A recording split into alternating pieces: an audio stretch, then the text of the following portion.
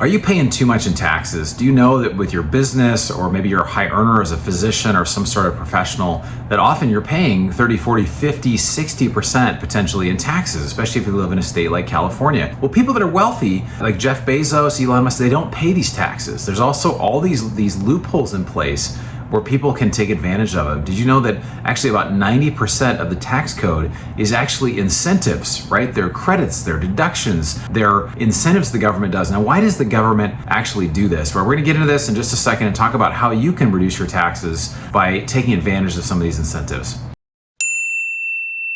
All right, my name is Bronson Hill. I'm the CEO of Bronson Equity. We do educational videos like this. We also do investment deals. We help people find ways to reduce taxes, get cash flow and other things in their investments. And so really, how do people actually do this? And what are these incentives that are in place? Well, one thing that's in place that I took advantage over the years, I've taken advantage is called the real estate professional designation, right? If you or your spouse are considered a real estate professional with IRS designated status, which sounds like this big gold star, but it's really not that hard, right? Basically, it's a certain number of hours, it's a certain amount of time, it's got to be 51% of your time, you've got to be on active real estate duties. Then basically you can take ordinary losses on investment income. You can take losses that are deductions or things that are depreciation, which you have in any investment deal, and you can use them instead of just on your investment gains. You can actually use those against other W-2 or 1099 income, right? Now, I'm not a tax professional, I'm not giving you any specific advice, but this is really a magic loophole. I talk about this whole chapter in my book, Fire Yourself. That's how to reduce your taxes potentially to zero. I was paying over 25% taxes, making over $200,000 a year.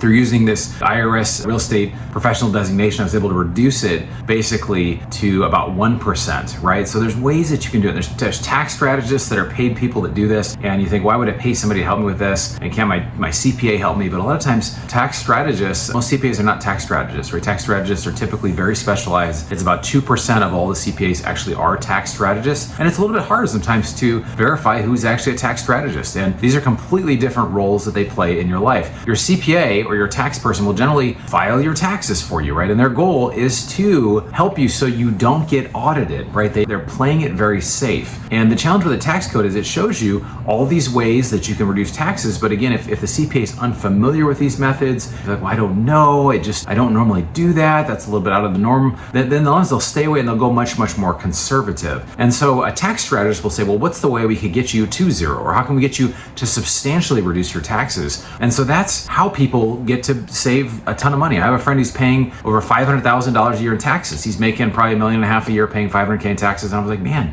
you gotta find a way to get into investments that actually offer credits. Oil and gas drilling actually offers active tax losses, which is wild, right? It's basically for every $100K invested in a normal oil and gas drilling deal, it reduces my income by $80,000 to $90,000 typically, which is amazing. That could save, if I'm at a 30% tax rate, that could save me $20,000 to $30,000 on the front end before I even get any returns from the investment, which is really amazing. So there's ways people do this. Another strategy I think that's really important for a lot of people that are wealthy is just defer, right? Use deferral strategies. I know someone very well who's worth tens of millions of dollars, and they have used this from a duplex. Then they basically did something called a 1031 exchange, which is a real estate exchange. You can sell one and they have a certain period of time and you have to roll it into another property. And they went from a duplex to a 6-plex to a 12-plex to a 24, I might get the number slightly wrong, but they went over time. Now they've got over 1,500 multifamily units, a multiple 10-figure net worth. It's incredible, right? So this is something that's in there. Now, why would this be in the tax code? Why did they do this? Well, the reason why, and some people think, hey, it's not patriotic to not pay taxes, right? Well, actually,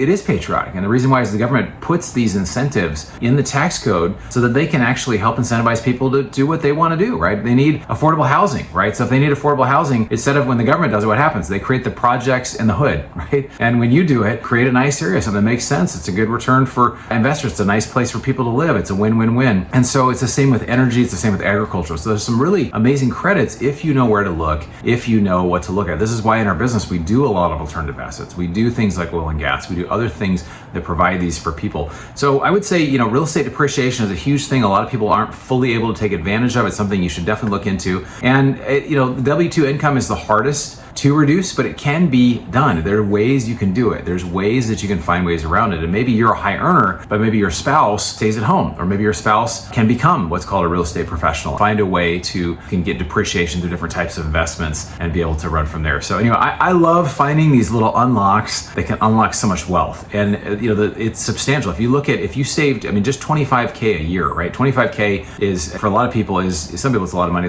Maybe you, it's not. But if you save 25K a year in taxes over a 30-year period, if you took that 25K and you just invested it in different things, it's something like a $10.8 million amount that you get. If you just took 25K a year and you kept adding more and you kept growing 15% per year, which is available in alternative assets, a lot of different deals offer that. And so a lot of times we just don't think it's possible, right? So we have to keep looking for everything. So the tax code it's a map. It's not a minefield, right? They're not setting you up to fail, but there's ways you can take advantage of it. So let me know in the comments how you're reducing your taxes, how you're growing your wealth. If you haven't followed this channel, we'd love to follow it. We're doing things on mailbox money, passive income, firing yourself. We also have the Mailbox Money Show, which we provide videos and podcasts like this that help educate you on how to grow your wealth. So if you want to grow your wealth, please follow, like, and share. We'll look forward to seeing you on the next video.